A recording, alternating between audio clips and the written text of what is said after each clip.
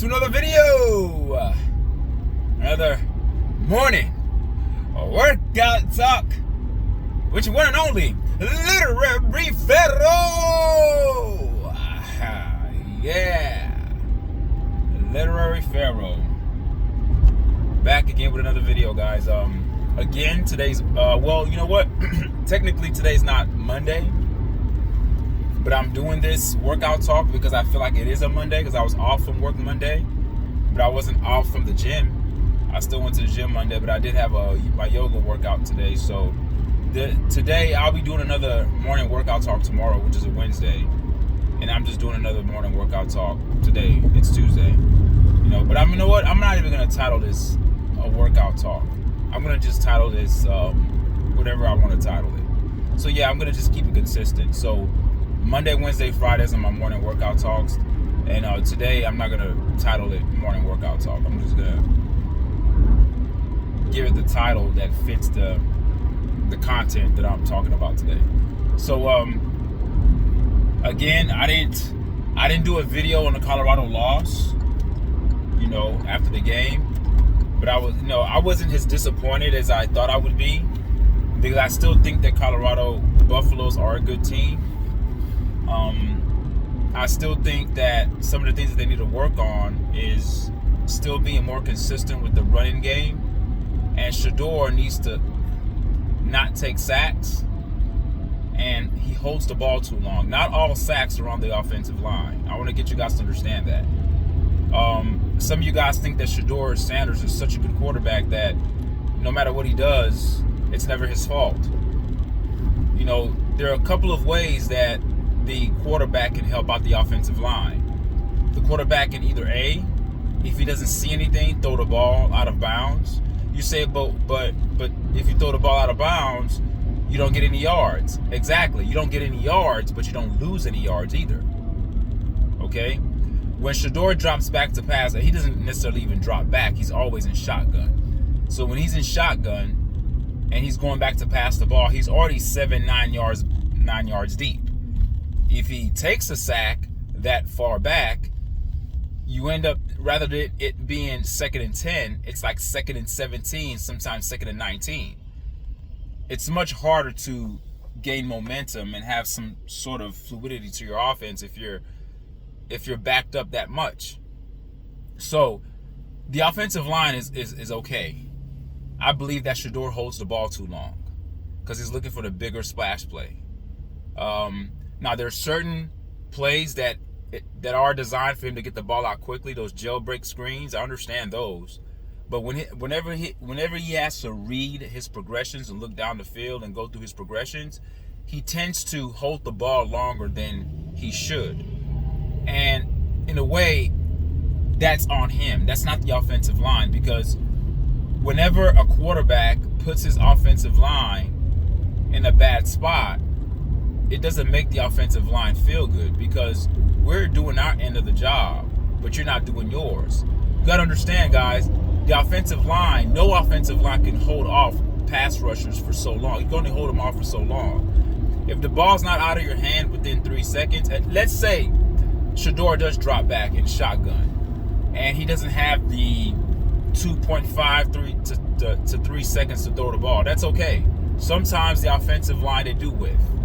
But in that case, when a situation like that presents itself, I believe Shedeur should throw the ball out of bounds. Just get rid of it.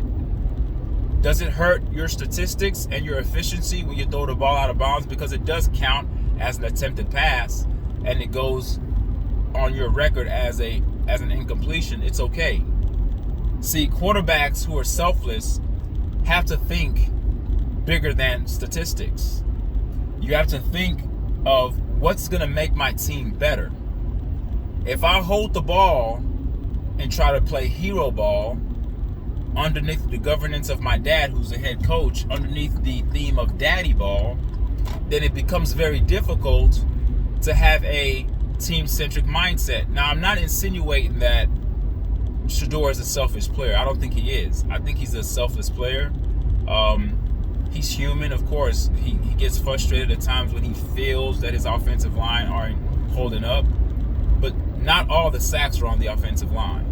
Not all of them. And then even if the offensive line is not doing well on a particular play, and a D lineman or a linebacker or somebody squeezes through the pocket and they're pressuring Shedeur should do the team a solid and just throw the ball out of bounds. Because in that case, yeah, you sacrifice your stats, but you're also sacrificing for the betterment of the team. Because number one, the team is not behind the sticks.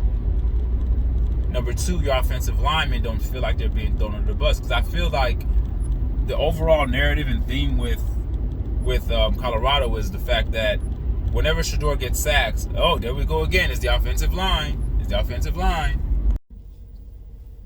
So you can do. There's a lot of things that can be done to help out your team. And the interception he threw was very crucial because it was a close game. They had that drive that he threw the interception on. I think they were in the red zone. Every point in a game that close counts. And it was just a devastating loss. I mean, that last play that the quarterback for Kansas State threw. I mean, you got to give him credit. He threw a perfect pass. You know, but when you play a team that's as good as Kansas State, you can't afford to make mistakes. And just the two things I think that Colorado needs to work on. I mean, overall they played well. Be more committed to the run, and number two, find ways to get the ball out of Shedeur's hands faster. Even though, okay, there are certain plays where he does get the ball out faster because those are designed. Jailbreak screens, you know, throwing the quick outs to the wide receivers. We understand that, okay? But in terms of reading through his progressions, he tends to hold the ball long. If he doesn't see what he wants, he's looking for a bigger play. And sometimes, Shedeur, you have to understand the dynamic of your offensive line and the way that it's currently constructed. You're going to have to just say, okay, I know I'm not going to be given that much time to throw the ball.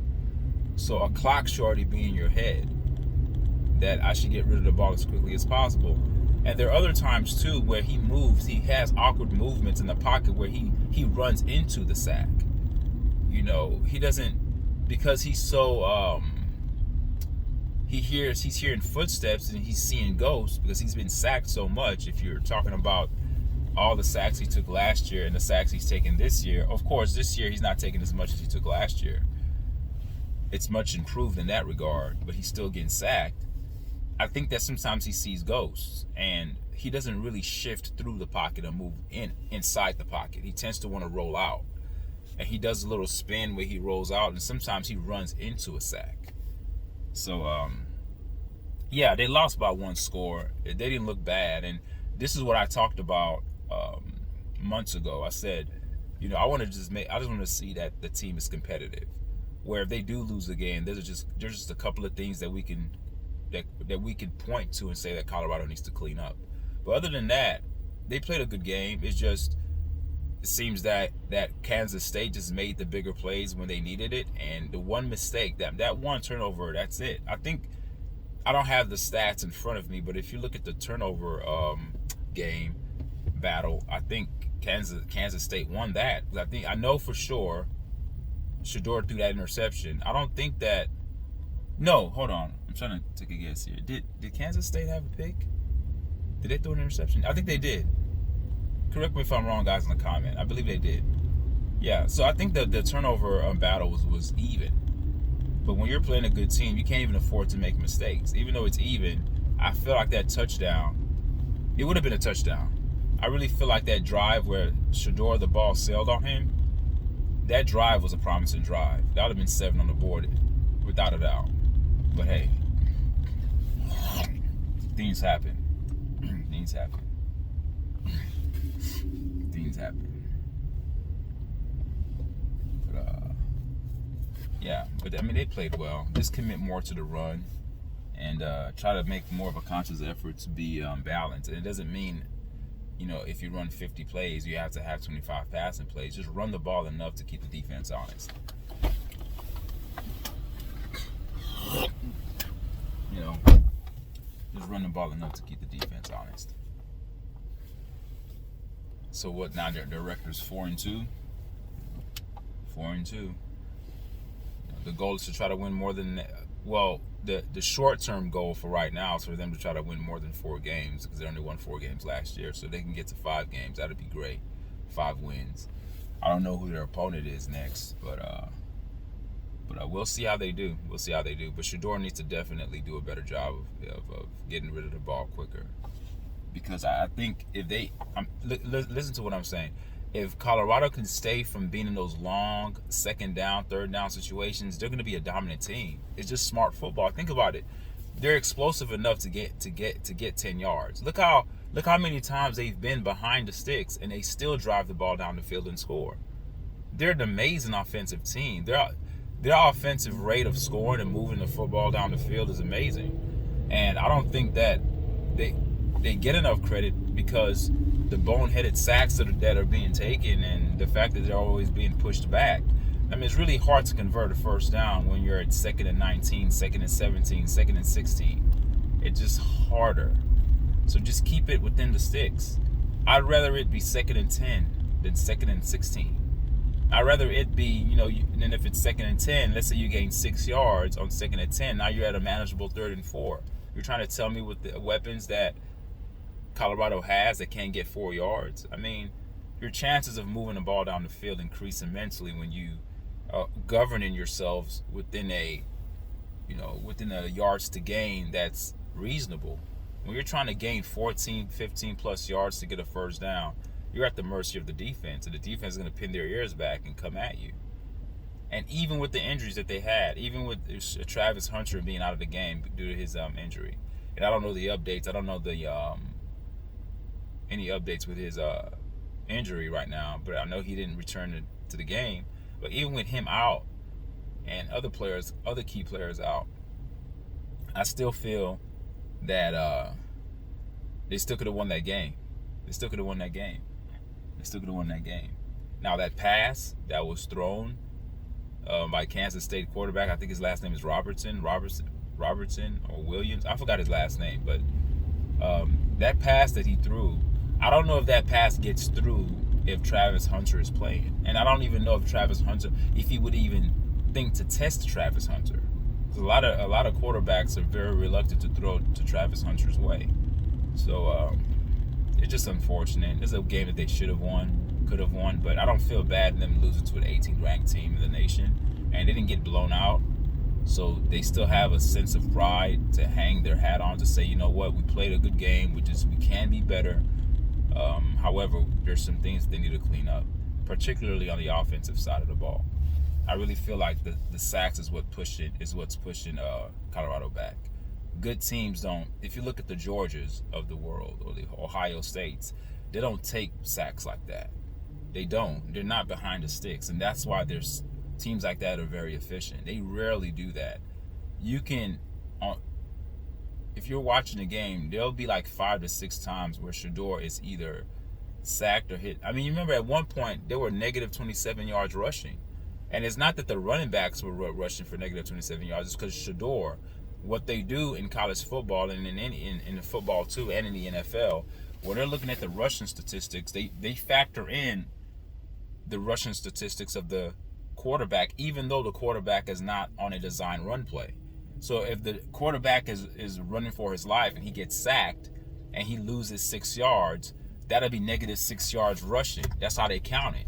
So I think that that stat needs to change, because it makes it seem like the running backs were gaining negative 27 yards, and that wasn't the case. Shedeur's sacks is what hurts the team. And because he takes sacks, it forces Schumer, the offensive coordinator, it limits his playbook. He doesn't have the ability to, to go into his toolbox and pull out as much plays as he wants to pull out. And what ends up happening is that he ends up resorting to just pass plays.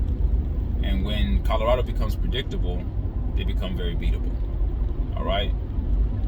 So that's all I wanted to say about that. And we'll see. We'll see how they do the next game. But I'm not... I know a loss is a loss, but I can swallow this loss. I can take this in. It's not... They didn't get blown out. They didn't get embarrassed. So I'm not upset. I just get mad when you lose on last second plays like that. When I know you could have won. It's just, It's frustrating. But yeah. All right, guys. Thank you guys for listening. And stay tuned for my next video. Leave a comment to me what you guys think. All right, peace. And remember, your health is your wealth.